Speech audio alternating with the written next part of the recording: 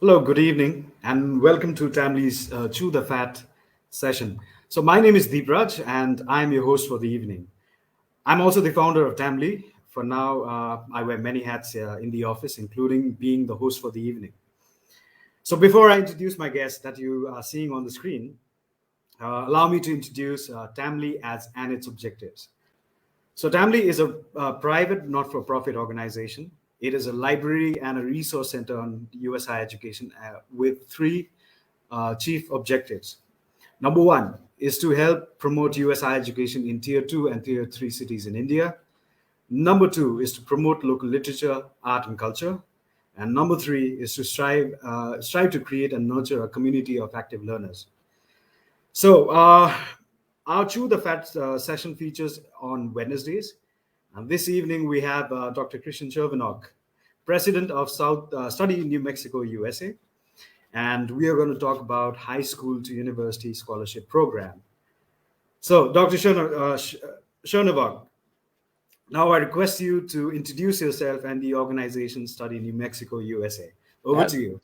Absolutely. Well, good morning, everyone from New Mexico. It's just about 7:30 a.m., so the sun is just rising. And a big welcome to everyone. My name is Dr. Kristian Chervenock. As Deepraj mentioned, I'm the CEO and Managing Director of Study New Mexico, USA. And Deepraj asked that I just give a little bit of information on the background of the company. I launched Study New Mexico, USA about 6 years ago in 2015 with one primary goal in mind. And that is I wanted to establish a high school to university pathway program that helped international students access affordable education in the United States. That's the primary goal of the program, and that was the driving force 6 years ago to get that program up and running. Mm-hmm. Oh, nice. Beautiful. And how has it been so far? These 6 years. How has the program run? What has Yeah, happened? yeah. Well, that's with any startup, it takes time. When people say 3 to 5 years to really get the information out there and build the partnerships and do effective promotion and recruiting around the world. They're right. It's taken me. I'm in year 6 now, and up to this point, I've primarily been marketing the program in Vietnam. The program's been very popular in Vietnam. It's been doubling enrollments from Vietnam since I started. Of course, the numbers were very modest. We're talking a few students when I first started. It was doing fantastic up until the pandemic. Of course, the pandemic virtually shut down international education and student mobility around the world. So I'm very excited to be talking with yourself, Deepraj, and students across India today in the hopes that as the pandemic starts to slow down, more people get vaccinated, things start opening up, we can draw some attention and some interest in our program here in New Mexico. All right. All right. So thank you for all of that. And let's get on with the questions. All right. So, first of all, we are into part one. So, clearing concepts. So, my first question to you is how is education structured in the US? So, secondary, post secondary education, if you can give us a background of how it is. Yeah, absolutely. So we kind of use the terms high school and university synonymously with secondary and higher education. So just to begin with, I'm going to kind of talk about those differences. So high school is what we call secondary education. And the way that it's organized here in the United States is 4 years. And those 4 years are grades 9, 10, 11, and 12. Grade 9 is associated with the term. The students are called freshmen. Grade 10 is sophomore. Grade 11 is junior, and grade 12 is senior. And you've probably heard these terms many times before. Movies. Yep, Yes. exactly. From the movies. Students typically start grade 9 or their freshman year at about 15 years old. Sometimes they're 16. I was 16 because I have a late birthday, which means I was born in September. My mom actually had me start school a year later. So I was lucky in that when I was a freshman, grade 9, I was 16 and I was able to drive a car, which means I was able to pick up all of my friends on the way to school, which was a lot of fun. Typically, students graduate at about 17 or 18 from grade 12, at which point they move on to university. Higher education and or university, it's split into two categories. We've got undergraduate studies with two primarily degrees that are coming out of undergraduate studies, which is the bachelor's or BA degrees, so Bachelor of Arts, or a Bachelor of Science or BS degree. And then we Mhm. have graduate school, also under the umbrella of higher education. And that's typically a master's or a PhD, but that would also include terminal degrees in the medical field, law field, architecture, and so on. All right, thank you so much for it. And Absolutely. let's talk about like private versus public. So there's a huge gap between what private institutions can do in India versus the public ones. So in the US, is there a similar thing where there's a if you attend a private institution, it would be much more better than a public institution. Is that so in the US? No, actually, I think that's where there's a great divide or a big difference between India and the United States in regards to private versus public. Let me just give you a little background. So, Mhm. private and public schools exist both at the high school and university levels across the United States, and I think Mhm. that's well known. The primary difference between the two types of institutions, public and private, is the funding source. So Mhm. private high schools, private universities, a lot of their funding comes from, excuse me, tax dollars, which is at the state level and sometimes at the federal, Department of Education. Right. Pardon me, it's still early here, and I'm still warming up the vocal cords. And the private schools are actually the primary source of their funding comes from tuition dollars. Mhm. So what you're going to see as a difference between the publics and the privates is typically the private institutions are going to be a little more expensive than the publics. But in regards to the quality of education, the rigor, the attractability of high quality faculty and administrators, they're really about the same between private and Right. public. So in the United States, most people, so the majority of students are going through public school systems. I did myself. I went to public grade school. I went to public high school. I went to the Mhm. University of Washington in Seattle, which is a pretty well-known, pretty highly ranked public university. I did my Mhm. master's at a public university in it's called Western Washington University. And I did my PhD at New Mexico State University, public as well. So my entire academic background has been through the public school system, and most of the people that I know has the same story. Hmm. All right. So in India, there's a little bit of difference. If you go into a private school or a private institution, it's more prestigious that you are educated there, rather than someone going to a public school. So this is mostly in the like the secondary education scenario. But when it comes to the post-secondary or like the higher education, when you're going for a bachelor's or a master's, the public institutions are much more popular than the private ones. So Yeah, that's that the that yeah. is an interesting difference. Absolutely. Right. Right. So also in India, let's talk about how people are paying for the education. So it's our like our society is very tight. So what we do is like we our parents, my parents, paid for my education all the way through school and into college and into my masters. Uh, so that's how it is, like it's their job. That's what it feels like, like. And how is the philosophy when it comes to Americans about paying for college and things like that? How is it done? Yeah, it's an excellent question. So to begin with, Deepraj, I think there's a lot of similarities in regards to the importance of higher education within the family. So most American families begin that conversation with their children at a very young age. Mhm. Um, as students or even as young as grade school and middle school, families are talking about, okay, once you graduate from high school, it's off to university for your undergraduate or your bachelor's degree, and potentially a master's or a PhD or beyond. Mhm. So those conversations are definitely happening in most American households early on. In regards to how they're paid for, it varies. Like your family, Deep Raj, a lot of American families will start saving for their students' higher education at a young age, that student's Mhm. very young age, and putting money away. Mhm. But at the same time, a lot of American students, and I was one of these, I worked through my undergraduate degree at the University of Washington. Of course, didn't make a whole lot of money delivering flowers and working in restaurants, Mhm. but it helped to cover some of the costs. It covered my housing costs and my food, my books, and I also had financial aid. So Mhm. through the Department of Education, this is a federal financial aid plan that a lot of students in the United States access. I got grants. I was applying for loans. So a lot of the funding that came to, that covered my undergraduate and eventually my master's did come through financial aid. My parents helped when they could. But, I was just one of those kind of typical American students that we worked and we were, accessing some of this loan packages and financial aid that was coming through Department of Education. Nice. Interesting to know. All right. So I think that concludes part one. Let's move on to part two. So where we talk about the topic now. So it's about the scholarship program that your company is running. So can you tell us a little bit about high school to university scholarship program? So you can explain just the concept over here. Sure, absolutely. Well, the high school to university scholarship program, as I mentioned in the introduction, it's a one-of-a-kind pathway program that allows international students, and we're talking about at the undergraduate level, to obtain a bachelor's degree for a fraction of what international students would typically pay to attend graduate from an American university.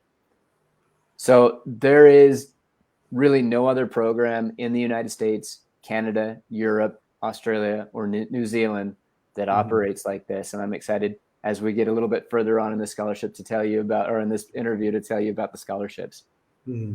All right, sure. Thank you. All right. So question number two.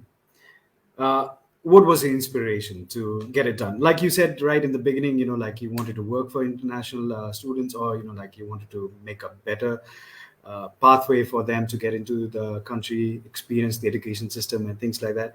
So what was your core motivation? Sure. Well, I spent about 20 years working in the Office of International Programs at New Mexico State University. I mentioned earlier, that's where I did my PhD, and I worked there at the same time that I was studying. And I had various roles in the Office of International Programs. I was the director of our study abroad program. I was the director of our English as a second language program. I worked for many years in our international student recruitment program. And what I saw in regards to international student recruitment really caught my attention. And I got to tell you, Deepraj, really deeply bothered me. And that was the tuition rates that international students were paying, both at the undergraduate and graduate level, to attend our university.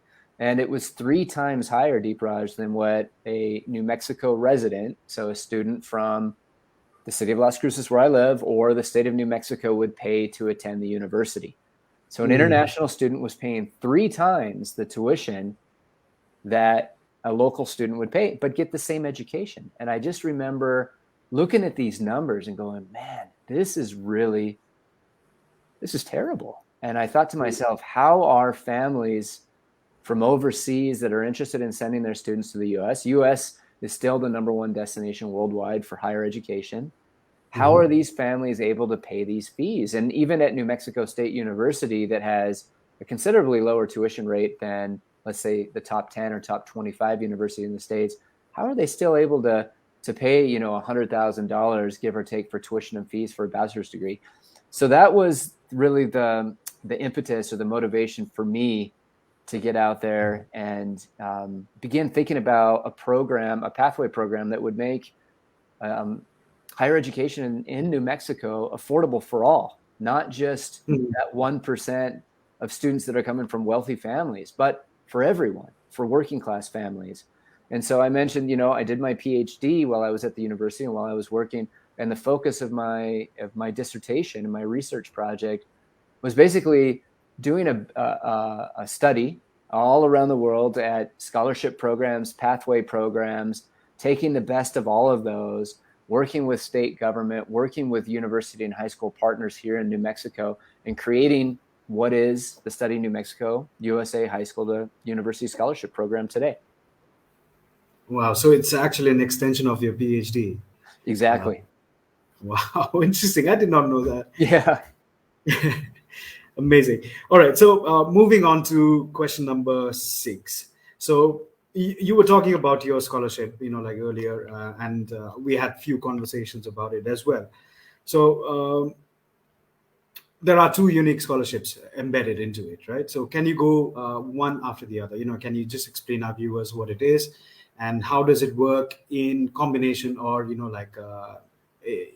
as a standalone scholarship Sure. program as well. Yep, absolutely. Happy to. And I think before, Deepraj, I get into the details of the two scholarships, I really want to emphasize that the word pathway in the program means that, yes, we need to have, this program is designed for high school student primarily in their last year, grade 12. Okay. But it is through that pathway, so through the completion of high school, that gets the students these two scholarships that I'm about to discuss at university. So we're really promoting scholarship programs at the university, but we have to take one step back to high school, and students need to come and graduate, receive their diploma, and then matriculate on to university where they access these scholarships. So with that, let me tell you about our first scholarship, which is called the Study New Mexico USA Pathway Scholarship. And how it works, as I was just saying, is student will come for at least 1 year of high school. Okay, if you remember from earlier on when I was talking about how high school is organized here in the United States, we have grades 9, 10, 11, and 12. Now, of course, students from India or any other country in the world, if they want to come for 4 years, 3 years, 2 years to attend high school, they can. It's an excellent opportunity to improve their English if they need improvement in English, and a lot of the students that come on our program do. It's a great way to familiarize themselves with the education system in the US. It's a great way to build that friend base up and have that social and professional network of peers. And all of that really creates a mechanism for success and comfortability when students get into the university. So there are some advantages to attending high school a little bit longer.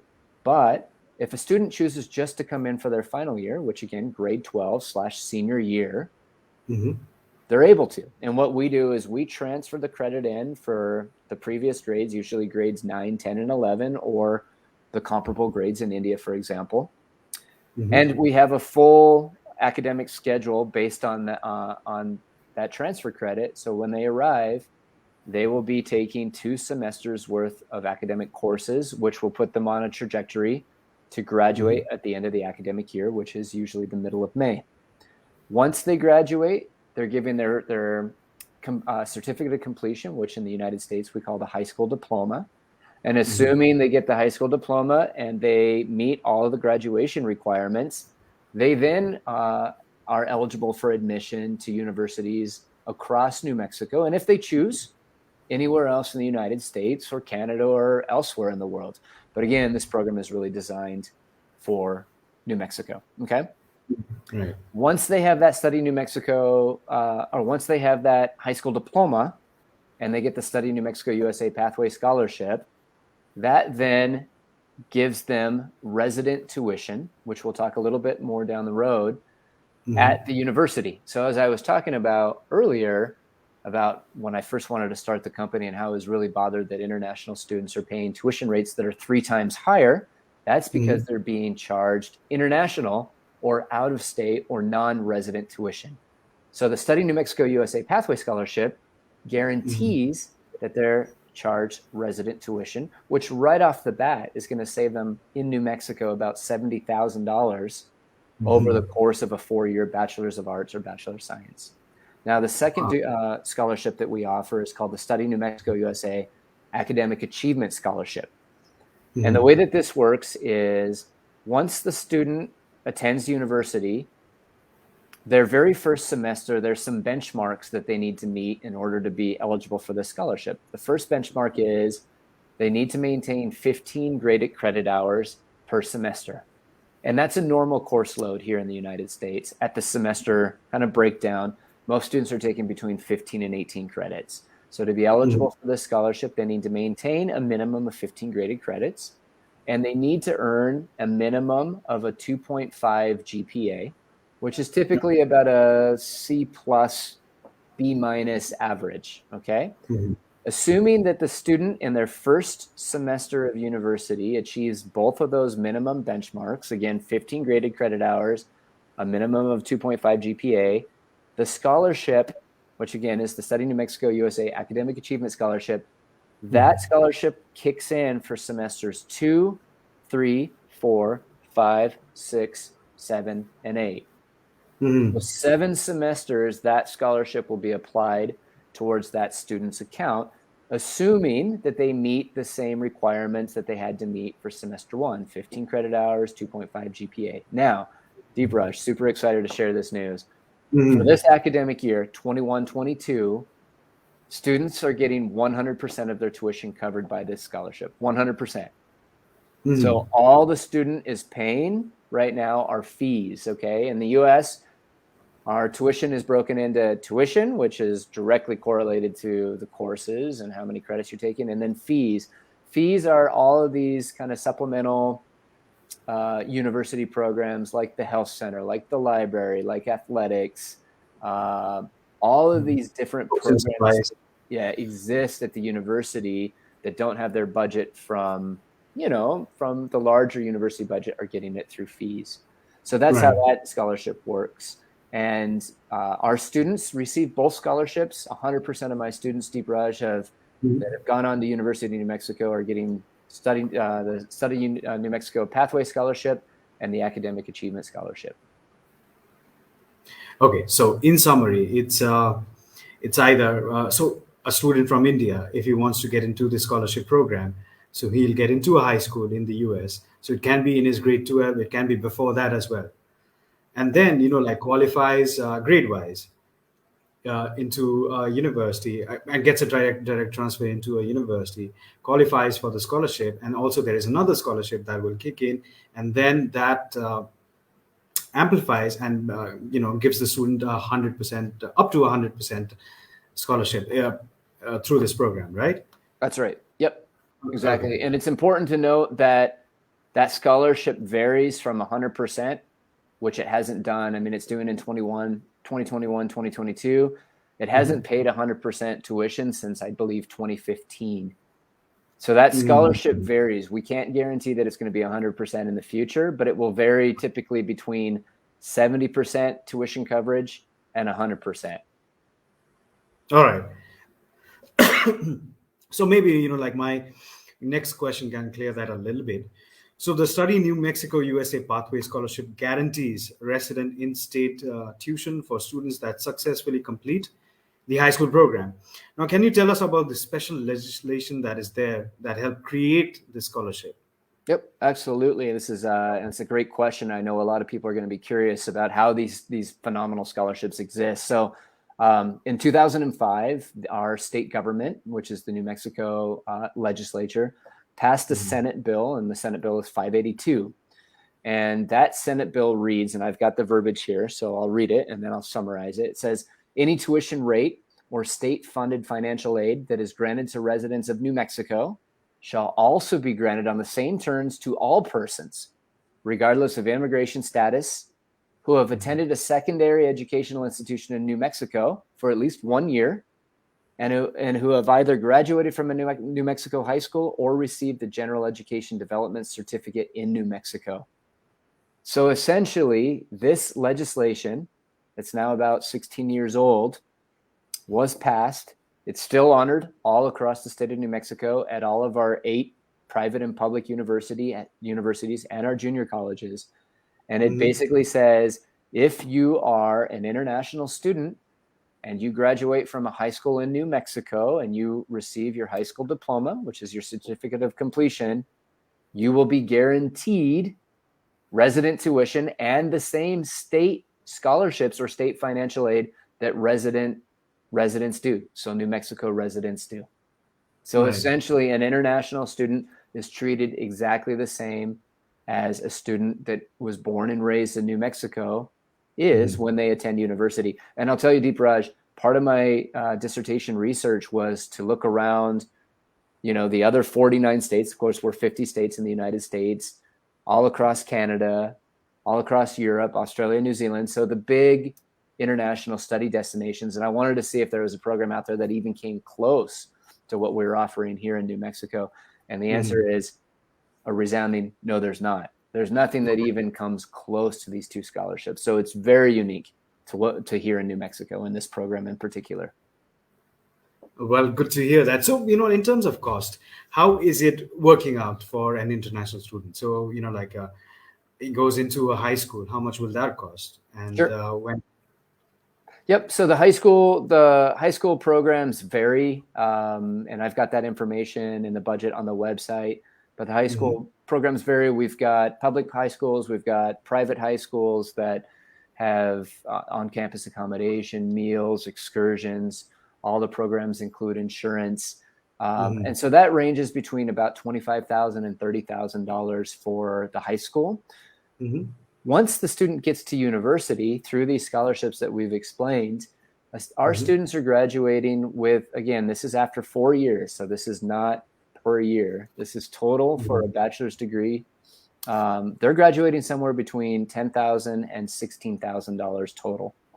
Okay. Further on in our conversation today, I'm going to be comparing those numbers to what is typically paid at let's say, the top 10 Mhm. most desirable universities for international students in the U.S. So you'll see the difference in the savings there, but usually between $10,000 and $16,000, and that varies again, Deep Raj, because again, that second scholarship that I mentioned, it varies in regards to how much it covers from year to year. Okay, Right. and that's because a lot of the money that comes to support that scholarship comes from oil and gas revenue. The state of New Mhm, Mexico is a big producer of oil and gas. We're, mhm, we're, our bordering state is Texas to the east. And so we share a lot of the same mineral resources and oil beds that they do. So New Mexico has made a lot of money in the last couple of years from oil and gas revenue, and we've got a lot of money that we're putting right back into higher education. But to answer mhm. your question, most of my students are right about $10,000 to $12,000 total tuition and fees, which is just incredible. Um, this sounds, like absolutely incredible. So, like when it comes to India, there is one little thing that might be a little hindrance. So, uh, for example, like say somebody who's getting into a grade 12, uh, or coming to the US for grade 12, which means he has to leave everything behind after completing grade 11.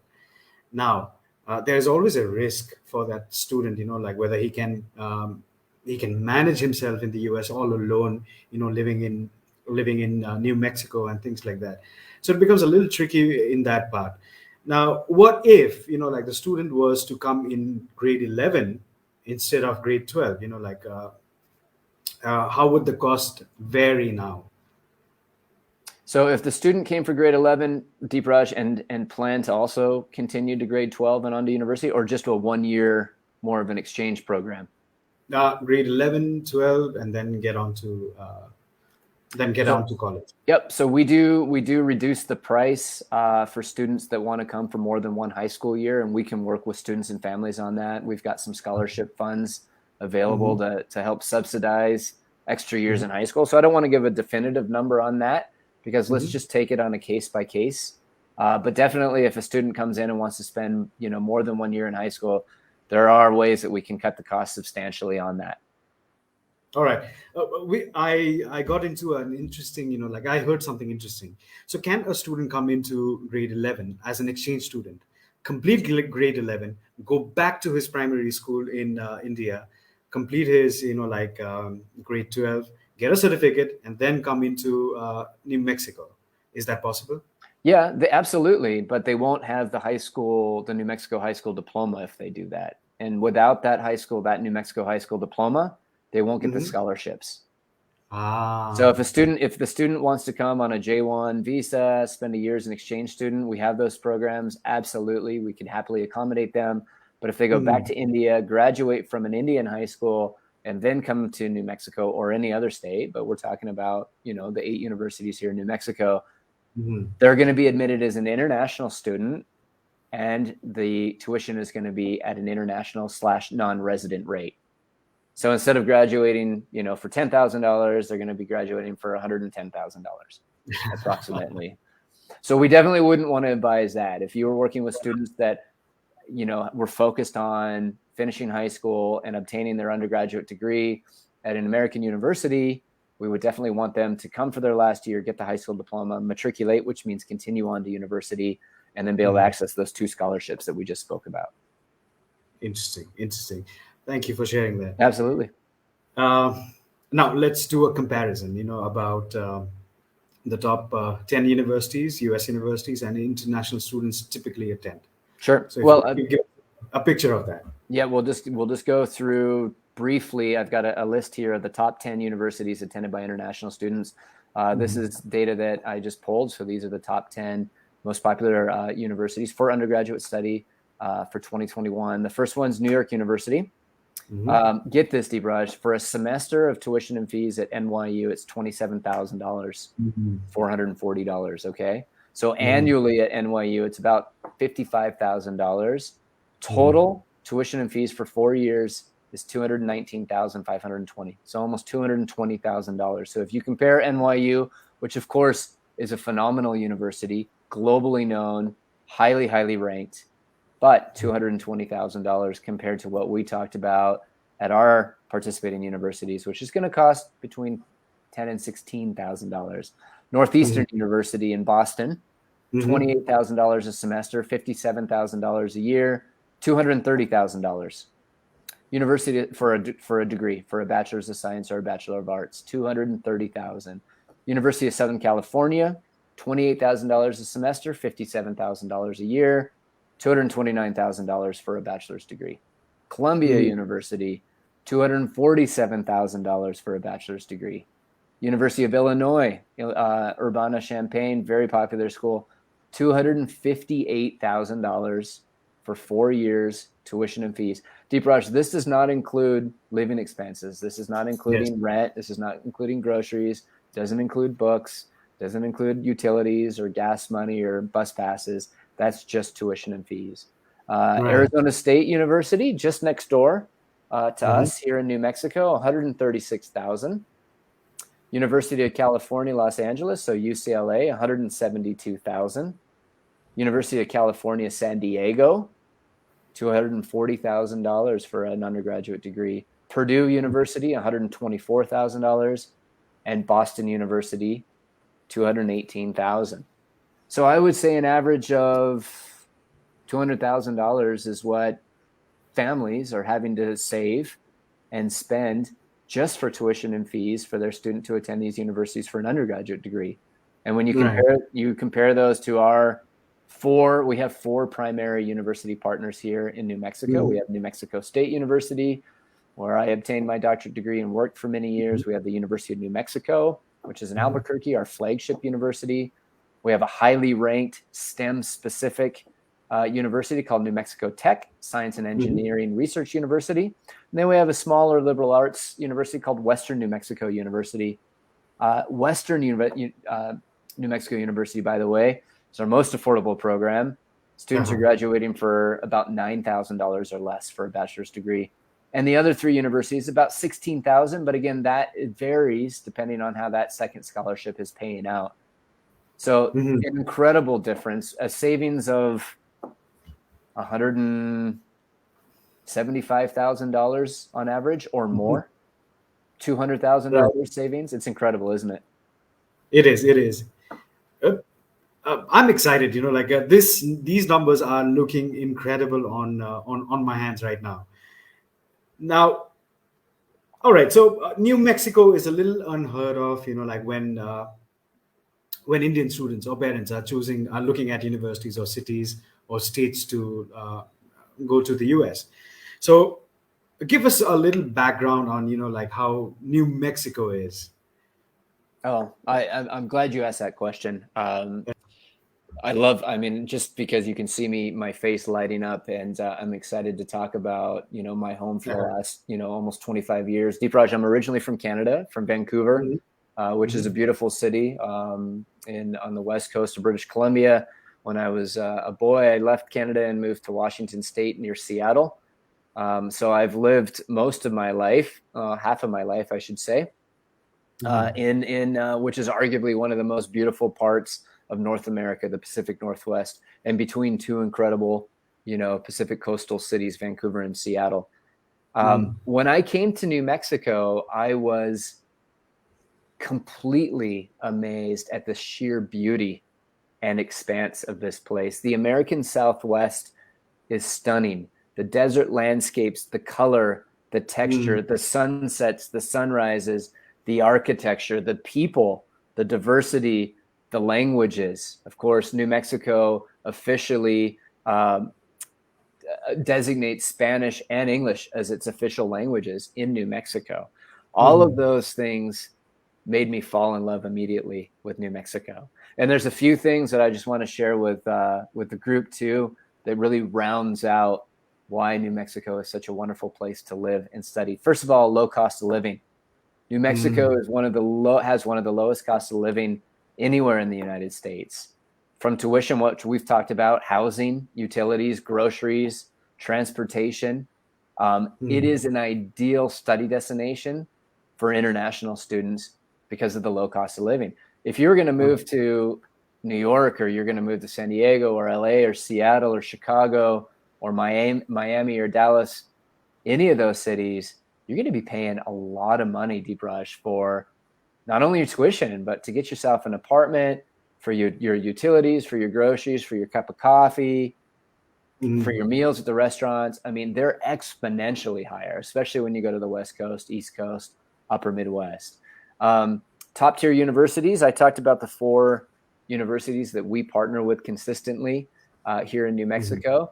Many of them are Carnegie One, Research One, PhD granting universities. University of New Mexico has a medical school, has a law school, an architecture program, and all of the departments that a student would want, from computer science through all the engineering, through all of the humanities, to agriculture, to arid lands, renewable energies, water resource management.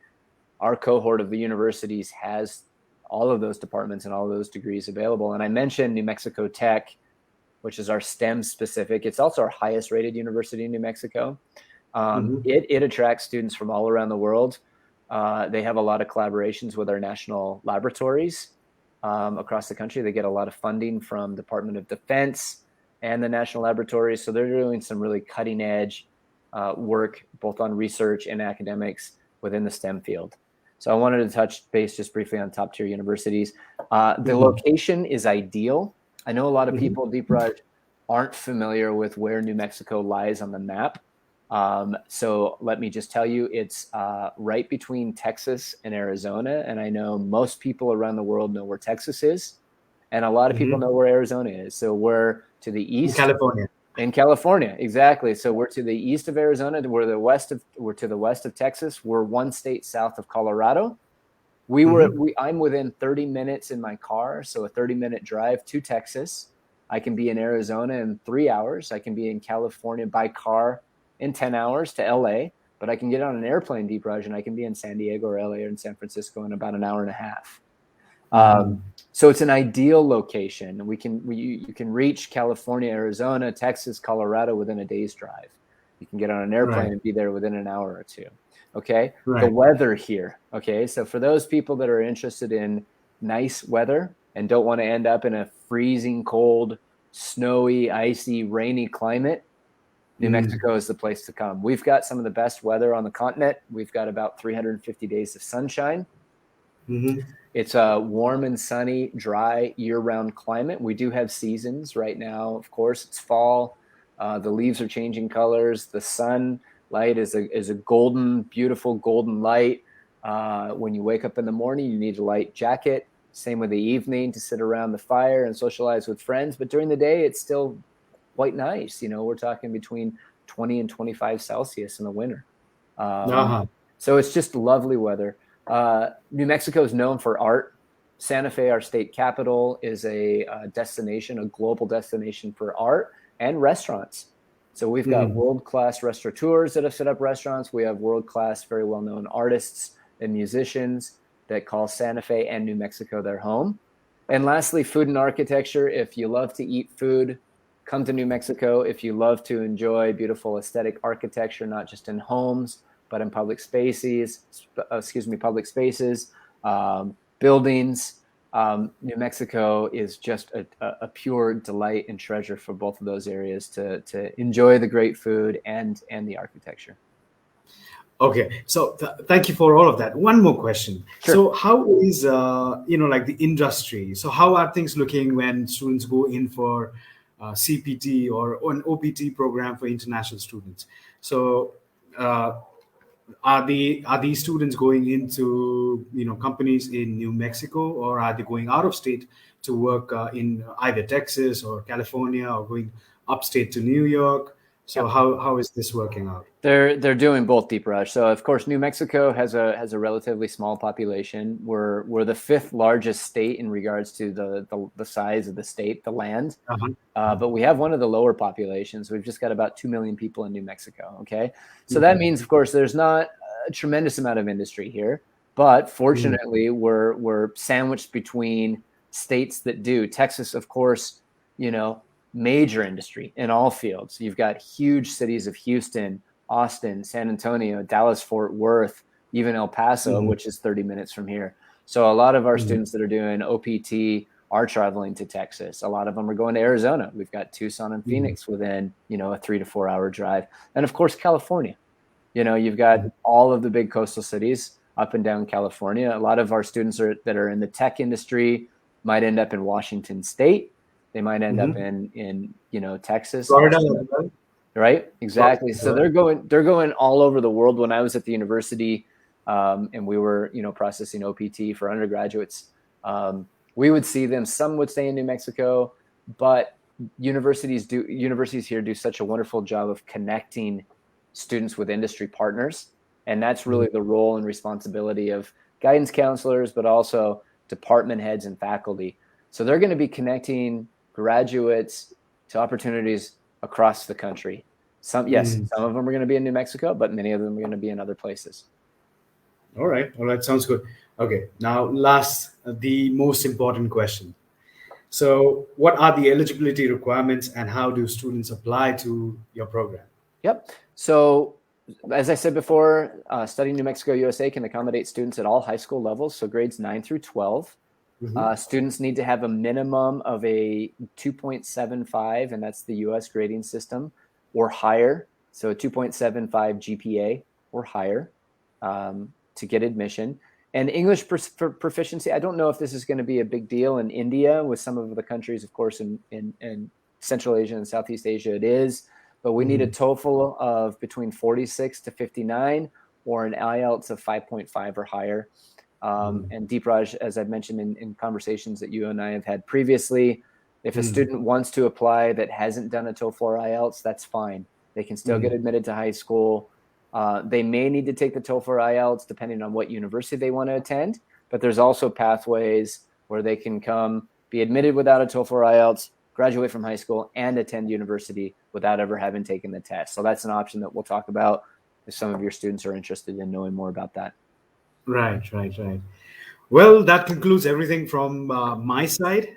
If there is anything, like any advice that you would want to give our viewers, like the last sentence, the last, like thing that you want to say, uh, please go ahead, and we'll end this broadcast after that.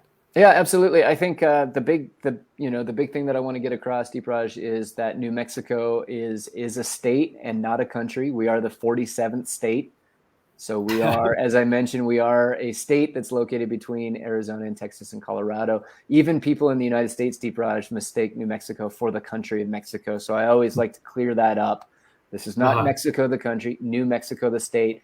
And another resource, a lot of people aren't going to be very familiar with New Mexico. They're not going to know about Albuquerque or Las Cruces or the university. So I'd encourage people to do a little research on their own. Our Department of Tourism has put together a fantastic campaign called New Mexico True. New Mhm. Mexico True. And if they do a search for that, they'll see fantastic imagery, videos.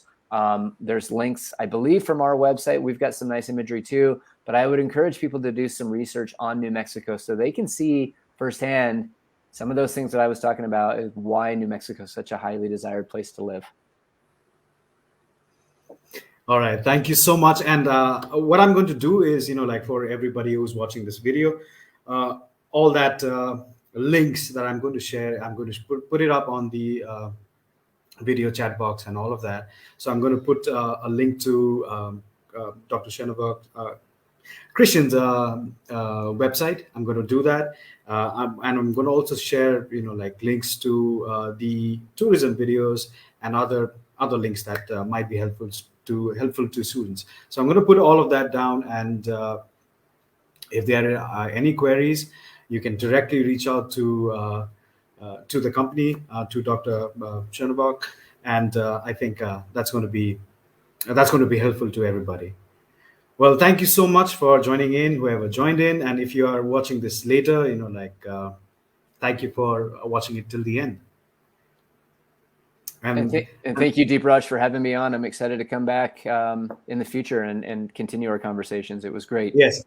So next time, what I think we should do is talk about these high schools that you've been talking about, and let's talk about more about the universities. Like one by one, maybe do a couple of sessions on how we can, how our viewers, they can understand the whole system, the scenario. So this was an overview.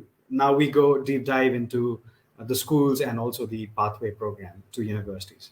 Right? Looking forward to it. Thank you very much. Have a All good right, evening. you too. You too. Have a great day ahead. Thank you very much.